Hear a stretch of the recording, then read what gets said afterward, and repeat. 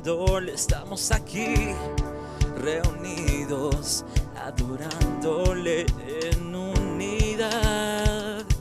Estamos aquí reunidos, alabándole, exaltándole. Estamos aquí reunidos, adorándole en unidad. En vida abundante exaltamos al Señor. En vida abundante queremos darle adoración. En vida abundante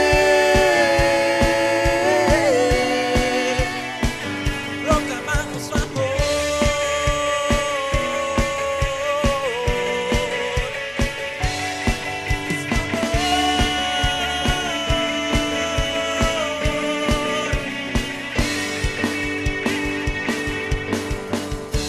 Estamos aquí reunidos, adorándole, exaltándole. Estamos aquí reunidos, adorándole en unidad.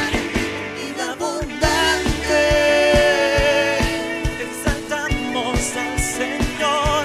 En vida abundante queremos darle adoración. En vida abundante proclamamos su amor.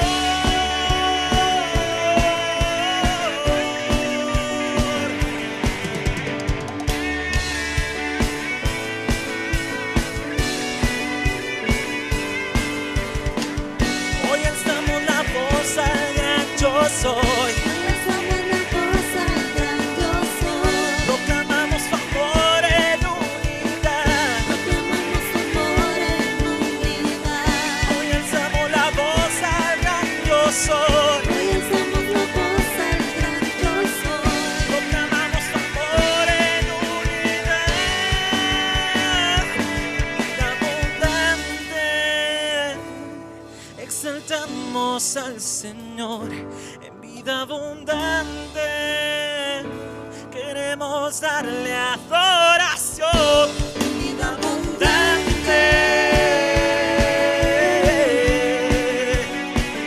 proclamamos su amor.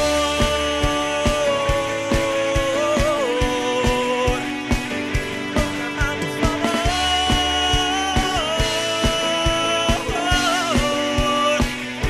En vida abundante.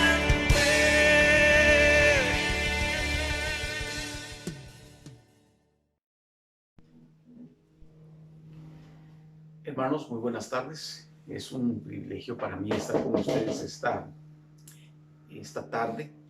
Estamos recordando a nuestra hermana Liliana, que por la partida de su señora madre no pudo compartir con nosotros esta lección. Era todo su deseo dar esta lección.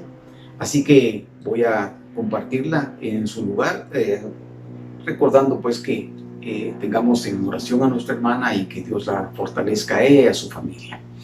La lección que esta tarde vamos a desarrollar tiene por título Un pueblo misional. Durante este trimestre hemos estado hablando acerca de las características del pueblo de Dios. Ese ha sido nuestro trimestre y los temas que hemos abordado se refieren a que el pueblo de Dios tiene como características el ser compasivo, también el de estar llamado a formar a sus miembros. Es una lección que también abordamos. Es un pueblo que testifica, un pueblo con herencia social, un pueblo con un mensaje para la familia. También es un pueblo que defiende a la niñez dentro de sus características, un pueblo que sirve. Y hay tres características que la Iglesia de Nazareno le da especial énfasis. El primero de estos es el que es una iglesia cristiana, que es una iglesia de santidad. Esa fue nuestra lección del domingo anterior. Y este domingo vamos a referirnos a la característica de un pueblo misional, recordando que las características de cristiano, de santidad y misional son las tres características también que distinguen a la Iglesia de Nazaret. Quedará una lección más en este trimestre que se desarrollará el próximo domingo. Esperamos que puedan participar y que puedan disfrutar de este aprendizaje en este trimestre acerca de las características del pueblo de Dios. Así que vamos a abordar en esta oportunidad esa característica. Cuando hablamos de la palabra misional, podemos considerar qué implica el ser un pueblo que es un pueblo misional. Y es que como iglesia estamos conscientes de que tenemos una labor muy importante que la debemos de realizar. Y en esta lección vamos a tratar acerca de cuál es esa labor o misión, y lo vamos a hacer con base en lo que la palabra de Dios nos enseña. Así que vamos a tomar un tiempo de oración para pedir la dirección de Dios. Les invito a que inclinen su rostro conmigo y vamos a orar. Amante Dios, que estás en gloria, en esta tarde estamos dándote infinitas gracias por la oportunidad que nos das de acercarnos al trono de tu gracia y suplicar que tu dirección divina, tu Espíritu Santo, nos guíe en el desarrollo de este tiempo de estudio. Permite, Padre Santo, que los hermanos y las hermanas tengan en su corazón el deseo de conectarse a esta oportunidad de comunión que nos permite los medios virtuales, y que tengamos el deseo de seguir creciendo y desarrollándonos. Bendice a nuestra hermana Ileana en donde se encuentra. Dale, Señor, paz en su corazón y permite que pueda ella ser restaurada, reconfortada junto con su familia. En el nombre de Jesús oramos. Amén.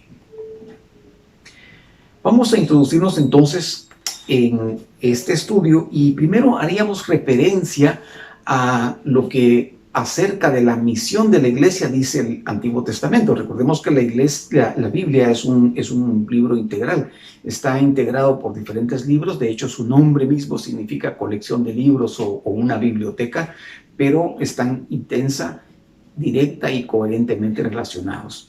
Así que, yéndonos a lo que dice Éxodo 19, 5, 6, lo leemos de esta manera.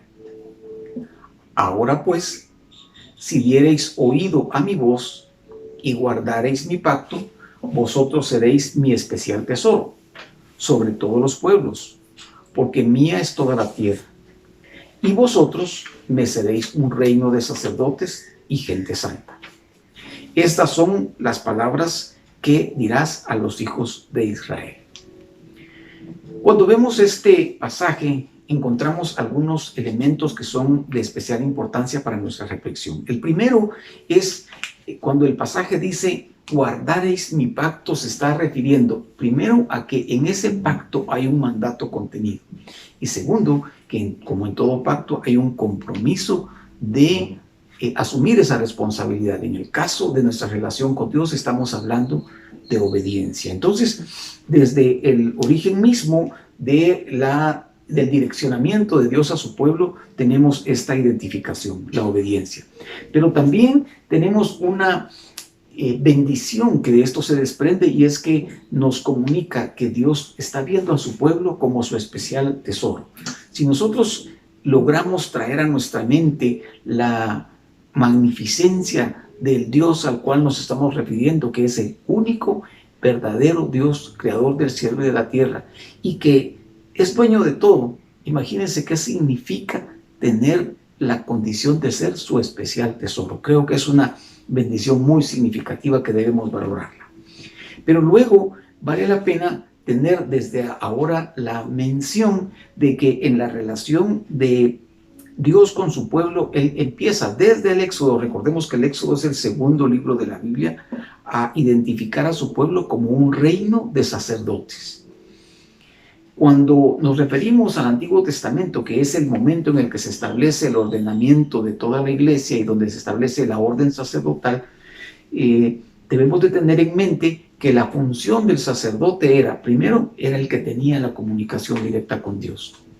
En el contexto del pueblo de Israel, solo los sacerdotes se comunicaban directamente con Dios, eran los autorizados para hacerlo. Curiosamente, esta característica se mantiene también en otras religiones, en otras culturas, en donde también los sacerdotes eran los que intercedían ante sus divinidades. Así que lo interesante en esto es que estamos hablando de un reino de sacerdotes. Esa palabra es muy significativa. Pero también hace una caracterización de ese pueblo y dice que es gente santa. Entonces, el pueblo de Israel había venido siendo identificado desde sus orígenes como un reino de sacerdotes y como gente santa. Cuando observamos una referencia de este pasaje a lo que nos dice Isaías 49:6, vamos a encontrar que hay una correspondencia de esto. Claro, Isaías 49:6 ya va a estar haciendo una identificación más precisa acerca de Jesucristo como nuestro Salvador, pero también de la gran comisión que está asignada al pueblo de Dios. Cuando vemos esta secuencia de hechos, es pertinente que empecemos por identificar que el pueblo de Dios, como el pueblo de Israel, el pueblo escogido, tenía una función que cumplir. Desafortunadamente esa misión no se cumplió. Y es por eso que el Señor Jesucristo se encarna y viene a esta tierra y desarrolla toda su misión en la tierra. Y esta misión que el Señor Jesús desarrolla está descrita en los 4 evangelios. Y vamos a hacer una identificación de alguna referencia de lo que los 4 evangelios dicen acerca del evangelio de Jesús. Recordando que el evangelio de Jesús son las buenas nuevas de salvación, pero que tienen una intención muy específica y es la que vamos a ir identificando a lo largo de esto. Entonces vamos a ver cómo en los 4 evangelios está dicho un contenido similar con algunas variantes y algunas integraciones. Empecemos por observar que en el libro de Mateo, en el capítulo 28 y los versículos del 16 al 20, encontramos ahí que Jesús le dice a sus discípulos, en este caso él está hablando específicamente con sus apóstoles y les dice, toda potestad me es dada. Y esa característica que Jesús les comunica es una con la cual él puede comunicar cualquier orden, él puede comunicar cualquier instrucción. Y entonces él en ese pasaje les está ordenando a sus discípulos que fueran y que hicieran discípulos y que lo hicieran a todas las personas sin excepción de ninguna clase. También los instruye acerca de que deben bautizarlos, naturalmente en el nombre del Padre, en el nombre del Hijo y del Espíritu Santo. Pero les indica también que deben enseñarles las cosas que Jesús les había enseñado. Entonces, desde el libro de Mateo encontramos una instrucción de Jesús a sus apóstoles, orientándolos acerca de qué es lo que deben de hacer. Y les deja una promesa. Dice que Él prometió estar con ellos siempre. Esto es muy interesante porque cuando el Señor Jesús dice siempre, siendo un Dios eterno, pero en ese momento hablando a los hombres de manera directa desde la tierra, se refiere a una totalidad del tiempo hasta que Él lo determine. Hablando del tiempo de la vida en esta tierra. Luego, cuando vemos en el Evangelio de Marcos, y enfocándonos específicamente en el capítulo 16, los versículos del 14 al 20, ahí vamos a encontrar que hay una relación de este mismo contenido, pero en este pasaje el Evangelio de Marcos añade que Jesús les dice cuáles serían las señales que seguirían a los que creyeran y siguieran a Jesús. Y dice que en su nombre echarían fuera demonios, que hablarían nuevas lenguas, que tomarían con la mano serpientes. Y esto es interesante porque cuando hablamos de una serpiente estamos pensando en que es un animal que por su característica salvaje siempre va a estar en disposición de atacar si se siente amenazado. Pero él está diciendo que una característica de los que creerían en Jesús y que tomarían su evangelio sería de que tomarían con las manos serpientes. Y es interesante porque más adelante se narra en la experiencia de los discípulos posteriores de Jesús, la experiencia de alguien que toma una serpiente, es mordido y no le pasa nada. Luego dice que beberían cosas mortíferas. Cuando nosotros estamos leyendo esta parte, Jesús estaba anticipando a sus discípulos la manera como Él los protegería de aquello que Él estimaba necesario protegerles. Hoy día nosotros diríamos, bueno, ¿y por qué va a tomar alguien algo mortífero? Pero si nosotros recordamos en la experiencia de los filósofos antiguos, se narra la experiencia de la pena que le imponían a determinadas personas a beber lo que se llamaba la cicuta, que era un veneno, y se lo daban a beber a quienes por alguna causa eran catalogados como contrarios al régimen prevaleciente. Entonces, encontramos en el libro de Lucas, aquí refiriéndonos al capítulo 24 y los versos del 45 al 48, que el Señor Jesús les abre el entendimiento a los apóstoles acerca de Él y las profecías, es decir, qué decían las profecías de Él. Esto es interesante porque los discípulos de Jesús, igual que el resto de las personas del pueblo de Israel, esperaban que el Mesías fuera una persona con características un poco distintas, pero Él les aclara cuál es la situación.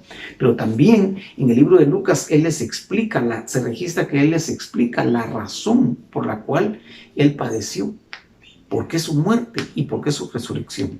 Y también les instruye acerca de la necesidad de predicar el arrepentimiento para perdón de pecados. Enfatizó también que ellos, los discípulos, eran testigos y que deberían de estar dispuestos a testificar, pero les advierte algo. Antes de salir a testificar, deberían de recibir la promesa del Espíritu Santo. ¿Por qué razón? Porque el Espíritu Santo sería lo que les daría el poder para enfrentar lo que tendrían que enfrentar. En el libro de Juan hay varios pasajes, aquí es un poco más dispersa la instrucción, pero vamos a tomar como referencia el capítulo 17 y los versos del 20 al 26, y ahí el Señor Jesús, el Evangelio de Juan registra cómo el Señor Jesús les muestra una intercesión preciosa que el Señor Jesús haría, la oración de Jesús por sus discípulos. Pero lo interesante de esto es que el Señor Jesús expresamente dice que no ora solo por sus discípulos, los que Él tiene en ese momento consigo, sino también por los que habrán de creer por la palabra de estos. ¿Y quiénes son los que habrían de creer por la palabra de estos? Sino todos los que siguieron hasta nosotros. Gracias a Dios por esa oración de intercesión del Señor Jesús que ya había orado por nosotros. Juan también explica que el evangelio que él escribió, lo escribió para que la gente pudiera creer en Jesús y que creyendo en Jesús tuvieran vida. La iglesia también es identificada entonces como un pueblo que vive la gran comisión. Aquí estábamos hablando de los apóstoles de Jesús, que ellos recibieron la gran comisión, pero la iglesia aún no había sido constituida. ¿Se recuerdan ustedes que estuvimos recientemente celebrando el día de Pentecostés y hablábamos de que el día de Pentecostés es el punto de partida para la iglesia de Cristo? ¿Por qué razón? Porque Él dijo que no salieran a testificar hasta que hubieran recibido la promesa del Espíritu Santo, y el día de Pentecostés lo recibieron. Con el apóstol Pablo y todo el relato del libro de Hechos, los Hechos de los Apóstoles, ya encontramos cómo el pueblo de Dios está viviendo la gran comisión. En el capítulo 26 de Hechos, los versículos del 6 al 18, dice: pero levántate y ponte sobre tus pies. Aquí se le está hablando entonces a Saulo, que recién acaba de tener su encuentro con el Señor Jesús. Y dice: porque para esto he aparecido a ti, para ponerte por ministro y testigo de las cosas que has visto y de aquellas en que me apareceré a ti, librándote de tu pueblo y de los gentiles, a quienes ahora te envío, para que abras sus ojos, para que se conviertan de las tinieblas a la luz y de la potestad de Satanás a Dios, para que reciban por la fe que es en mí perdón de pecados y herencia entre los santificados. Lo que vemos en este pasaje es cómo está siendo comisionado el apóstol Pablo cómo está siendo por ministro y cómo está siendo definido como un testigo, como alguien que va a dar fe de lo que experimentó. Y el Señor le advierte que todavía hay cosas que él va a conocer de las cuales él será testigo. Y es enviado. Ahí está la comisión. Ahí la iglesia está empezando a vivir la gran comisión que el Señor Jesús había dado a sus discípulos. Naturalmente, en el caso del apóstol Pablo él mismo se define como un abortivo, porque el apóstol Pablo recibe el evangelio directamente del Señor Jesús, como lo recibieron los 12 apóstoles. Solo que para entonces el Señor Jesús ya se había ido, la ascensión ya había sido. Así que aquí estamos viendo cómo el Señor Jesús comisiona al apóstol Pablo, y lo comisiona para que él lleve el mensaje a los gentiles. Luego en Romanos, en el capítulo 1, viendo primero el verso 1, dice: Pablo, siervo de Jesucristo, llamado a ser apóstol, apartado para el evangelio de Dios. Y en el versículo 14 al 16 dice: a griegos y a no griegos, a sabios y a no sabios, soy deudor. Así que en cuanto a mí, pronto estoy a anunciaros el evangelio también a vosotros que estáis en Roma. Porque no me avergüenzo del evangelio, porque es poder de Dios para salvación a todo aquel que cree, al judío primeramente y también al griego. Y con este judío primeramente y también al griego está hablando de que primero vino al pueblo escogido, pero luego, por la misericordia de Dios, a todos nosotros. Entonces, el apóstol Pablo está siendo aquí explícito en definirse como él es un apóstol. Ahora recordemos qué significa apóstol. En nuestro concepto, en nuestro idioma, la palabra apóstol significaría enviado. Enviado, alguien que se le comisiona para llevar un mensaje o para cumplir una comisión. Entonces el apóstol Pablo es enviado. Pero es enviado, él dice, a griegos y a no griegos, a sabios y a no sabios. Y cuando él dice soy deudor, se refiere a que si él no entregara ese mensaje, estaría en deuda con aquellos a los que debería haberles enviado el mensaje.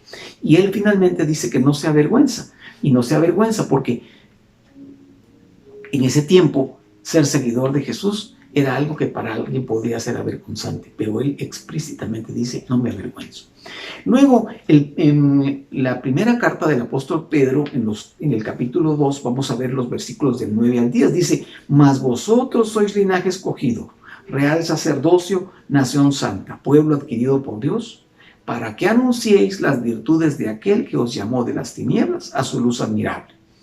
Vosotros que en otro tiempo no eras pueblo, pero que ahora sois pueblo de Dios, que en otro tiempo no habíais alcanzado misericordia, pero que ahora habéis alcanzado misericordia.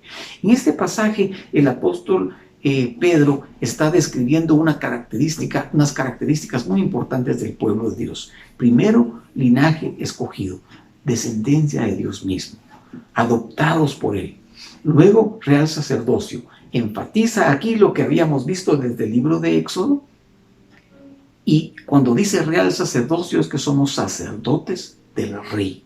Cuando el apóstol Pedro está escribiendo aquí, mis hermanos y mis hermanas, ya se está refiriendo a nosotros, nación santa.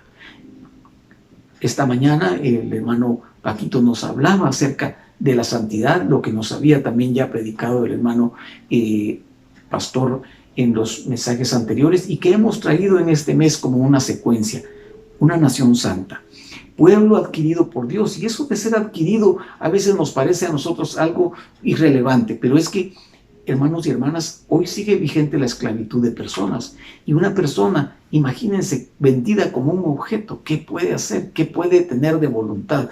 Y nosotros aquí estamos identificando que fuimos adquiridos por Dios por precio, y el precio fue la sangre de Cristo. Ahora, ¿todo esto para qué?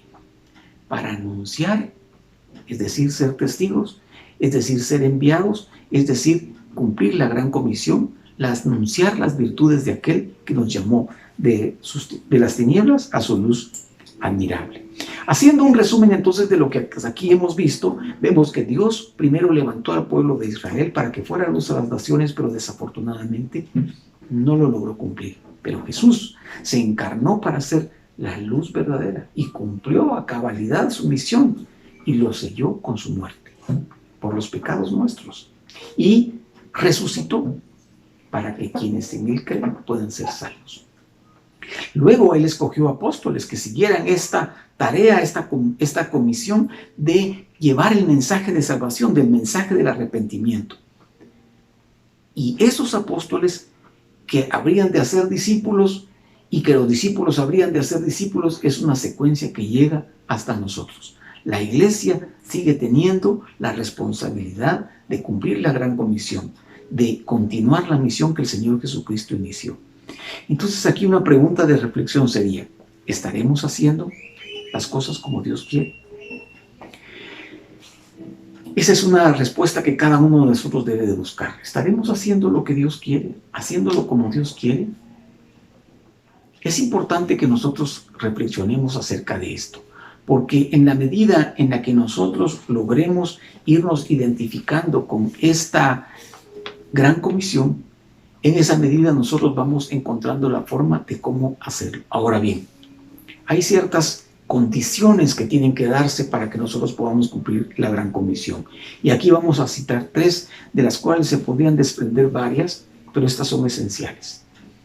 La primera, vivir santamente.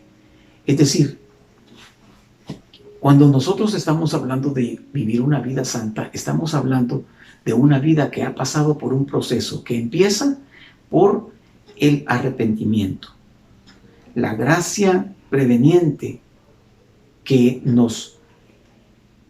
en nuestra condición de hombres naturales, de hombres sin Cristo, nos hace sentir que no estamos bien, es complementada por la gracia convincente, la que nos hace a nosotros llegar a la comprensión plena de que estamos en pecado y que nos lleva al arrepentimiento, al reconocimiento de nuestro pecado y al pedirle perdón al Señor, a confesar nuestro pecado. Y cuando hacemos esto, entonces viene a nosotros un proceso que podría ser como estar frente a un juez. Y entonces somos justificados. Y cuando somos justificados, somos regenerados. Y cuando somos regenerados, somos adoptados. Ahí venimos a ser parte de esa nación santa, venimos a ser parte de ese real sacerdocio. Pero no basta, necesitamos consagrarnos. Y esa consagración es la que nos lleva a la santificación. Y en esa santificación es donde vivimos de manera santa. Es lo que tenemos que buscar, vivir santamente. Dice la palabra, vivir y actuar como conviene a santos. La segunda es ponernos a disposición de Dios para que Él nos utilice. Esto parece sencillo, pero no es tan sencillo. Es sencillo en la medida en la que nosotros estamos viviendo una vida de santidad. Cuando no la estamos viviendo, se pone difícil. Tenemos que recordar que el apóstol Pablo, en su comprensión de lo que esto significa, decía, no que lo haya alcanzado ya, sino que prosigo al blanco. Es un proceso, pero lo que es importante aquí es tener nuestra disposición. Y cuando nosotros decimos tener nuestra disposición puesta en sus manos para que Él nos utilice, es un aceptar de qué manera Él me quiere utilizar. A veces nosotros quisiéramos ser utilizados de la manera que nosotros queremos. Y a veces nosotros quisiéramos ser utilizados como otros son utilizados. Pero entonces eso no significa ser utilizado, eso no significa ser puesto a la disposición de Dios. Y tengamos claro algo, solo tiene sentido ser utilizado por Dios. Cualquier otra forma de utilización que se haga de nosotros será perversa, será insana, será egoísta, será peligrosa. Solo en las manos de Dios podemos nosotros tener la plena confianza de que Él nos utilizará para un propósito santo. Y tercero, debemos de contribuir con nuestros recursos. Una de las maneras más visibles de contribuir al cumplimiento de la Gran Comisión es a través de nuestros recursos financieros, a través de nuestros aportes en dinero. Digo que esta es una de las formas más visibles porque nosotros percibimos esa participación. No es la única. Nuestro tiempo, nuestro servicio, nuestra disposición a acompañar a los hermanos, nuestra disposición a ser utilizados y ser empeñados en testificar es parte de lo que es poner a disposición de Dios nuestros recursos. Pero hablando de las finanzas, nuestros diezmos y nuestras ofrendas son formas de cómo nosotros cumplimos la gran comisión. Pero todavía más que eso, la iglesia nos invita a que, de acuerdo a nuestras disponibilidades, de unas personas a otras cambia, pero se estimula a que, si nosotros tenemos herencias, si nosotros tenemos beneficios significativos, que nosotros pensemos en aportar de nuestros recursos para el cumplimiento de la gran comisión. Miren, cuando nosotros estamos participando en ofrendas como las ofrendas de resurrección, las ofrendas de acción de gracias, las ofrendas de Año Nuevo, son ofrendas muy específicas destinadas a llevar el Evangelio a lugares a donde nosotros no podemos ir. Y quiero que observen lo siguiente.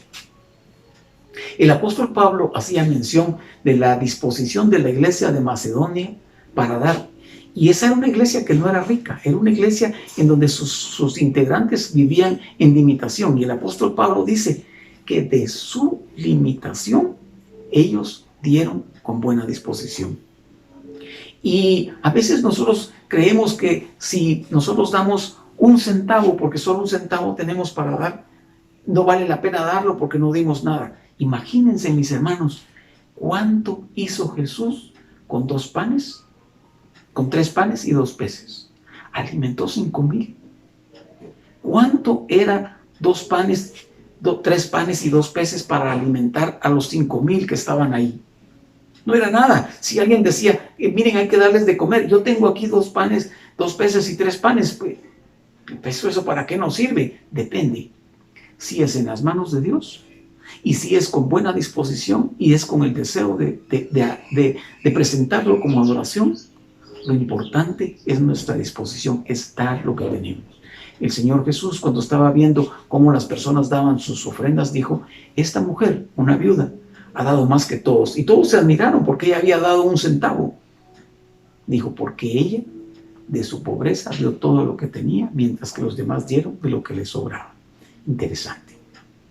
Entonces, nosotros a través de las ofrendas también podemos contribuir al cumplimiento de la gran comisión. Vamos a finalizar entonces nuestra lección en esta tarde con las siguientes ideas. La primera es que Dios siempre ha llamado discípulos que cumplan la misión más importante, que es la de llevar el mensaje de salvación. Luego, nuestra misión como pueblo de Dios es ser fieles a los mandatos divinos, no fallarle en ningún momento y en ningún lugar, porque eso nos ayuda a testificar. Hermanos, que Dios nos ayude en el cumplimiento de esta gran comisión. Recuerdo un canto que nos gustaba cantar mucho cuando éramos muy jóvenes con el pastor Guillermo Peña. Entonces él todavía era un joven que no había ido a estudiar al seminario, y el canto decía, Iglesia de Cristo, dice el Salvador, te he llamado para hacer la luz, siempre inunda el mundo con tu luz. Que el Señor nos ayude a tener esa disposición y ese cumplir de la gran comisión. Gracias por estar en la lección. Que Dios les bendiga y que tengan una muy feliz semana.